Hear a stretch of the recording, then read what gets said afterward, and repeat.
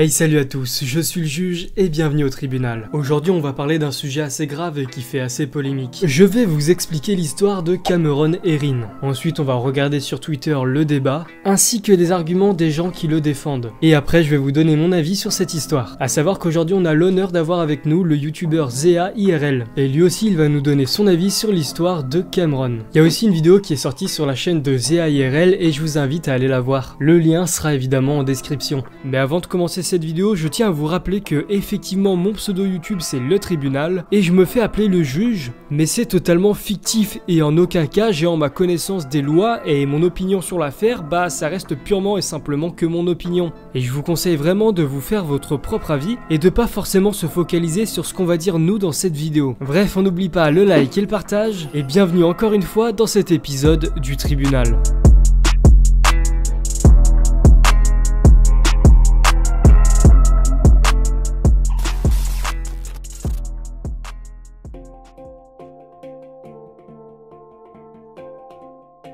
Nous sommes début mai 2018. Cameron Herring est un jeune homme de 18 ans, fils de Cheryl Herring et de Chris Herring. Ils habitent dans la ville de Tampa, qui se situe en Floride aux États-Unis. Cameron est fraîchement diplômé de son lycée et il se voit offert par ses parents une Ford Mustang. Plus tard, le 23 mai, il se rend avec son ami Barrino à une salle de sport. Et ils ont chacun leur propre voiture et d'ailleurs il y a sur le côté passager de la voiture de Cameron son frère aîné Tristan. Ils vont conduire côte à côte dans les rues de Tampa. Les autres automobilistes et d'ailleurs les gens, les piétons, ont l'impression qu'ils font la course. Au même moment dans la même ville, Jessica, 24 ans, et sa fille Lilia, de 21 mois, revenaient d'un parc et rentraient chez elle. À l'intersection d'une avenue, Jessica doit traverser, ce qui malheureusement mènera à un terrible accident.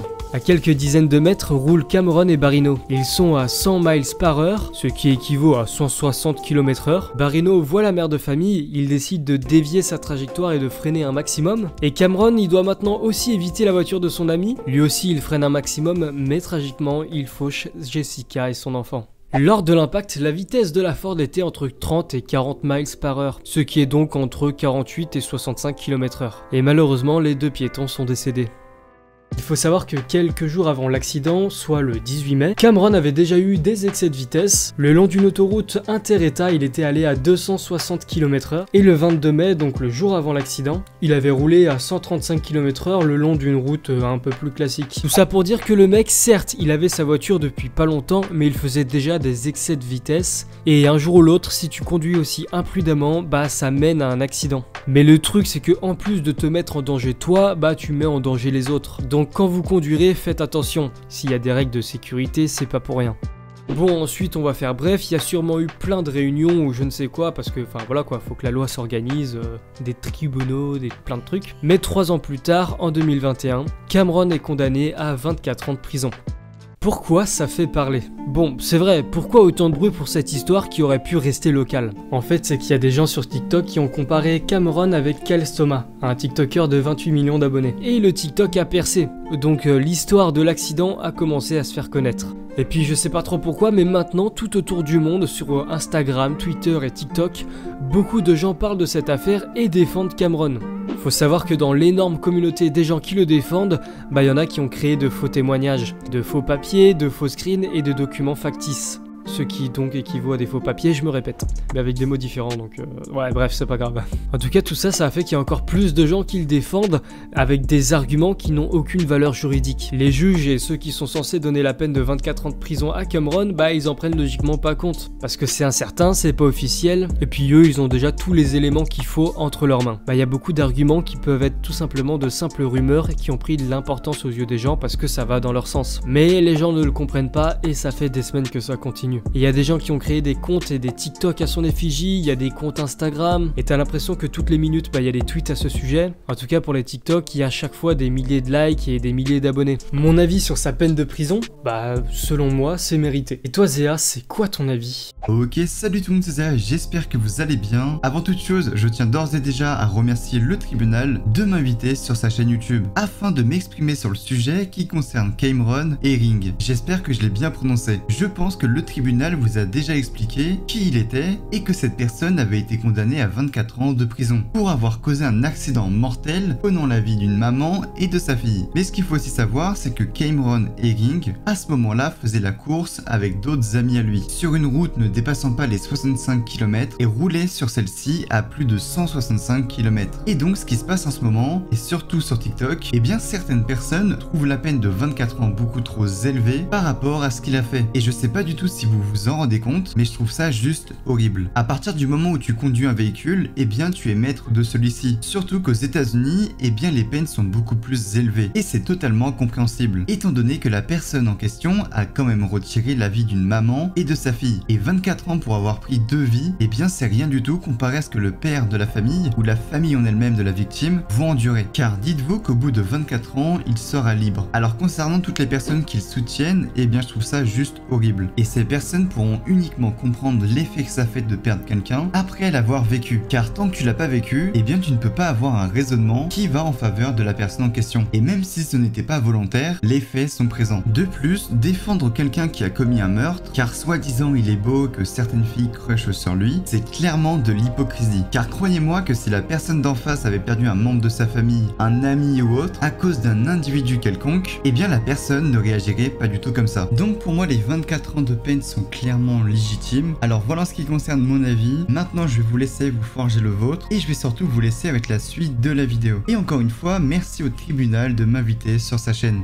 Et si tu tapes Cameron Herring sur la barre de recherche de tes réseaux préférés, tu vas en retrouver des commentaires de gens qui le défendent. On va en lire quelques-uns. Bon, je vais vous lire quelques tweets, je vais devoir les traduire un peu approximativement. 36 secondes, 44 secondes, 48 secondes.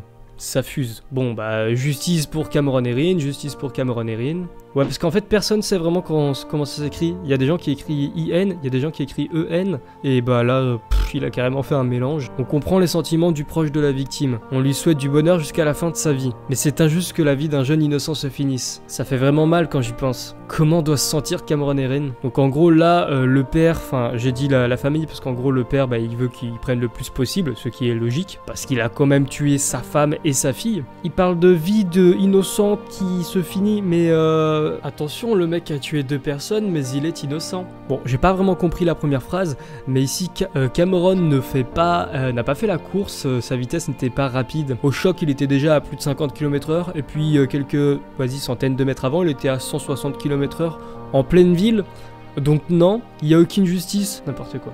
Ils ont dit qu'il roulait à 100 miles/h, mais que la poussette se tenait debout. S'il roulait à 100 miles/h, la poussette ne serait pas debout, et elle serait détruite. Il est allé à 160 miles/h quelques jours avant l'accident, donc je suis presque sûr qu'il l'utilise contre lui. Bah du coup, non, lors de l'accident même du choc, il n'était pas à 100 miles/h, ça c'était juste avant, parce qu'il a bien freiné quand même. Puis je sais pas, ça se trouve c'était une poussette solide et tout, mais commence pas à faire à la scientifique. Ah bah là c'est parfait, c'est tous les arguments que j'avais vus sous plusieurs posts et tout.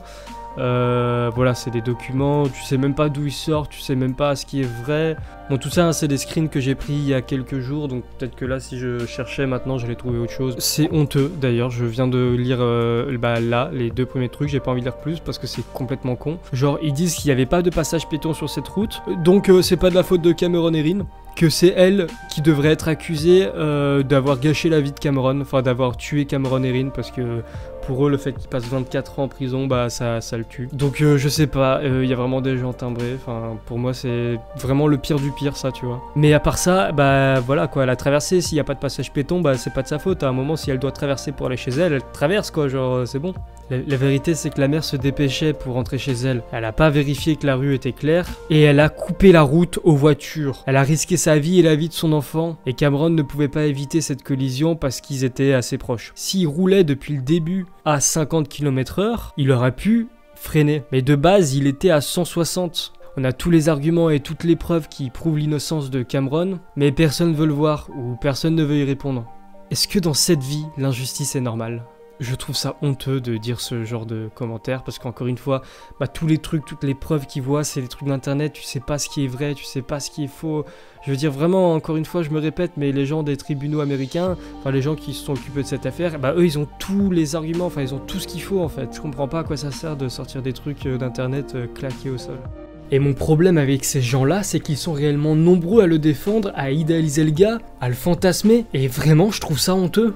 Voilà les gars, c'est la fin de cette vidéo, j'espère qu'elle vous aura plu. Vraiment, je vous invite à vous forger votre propre avis. En tout cas, vous avez eu le nôtre. Dites-moi votre opinion dans les commentaires de cette vidéo, mais dans tous les cas, restez respectueux. N'oubliez pas qu'il y a une vidéo qui est disponible sur la chaîne de Zéa, et du coup, le lien évidemment sera en description. Bref, j'y vais.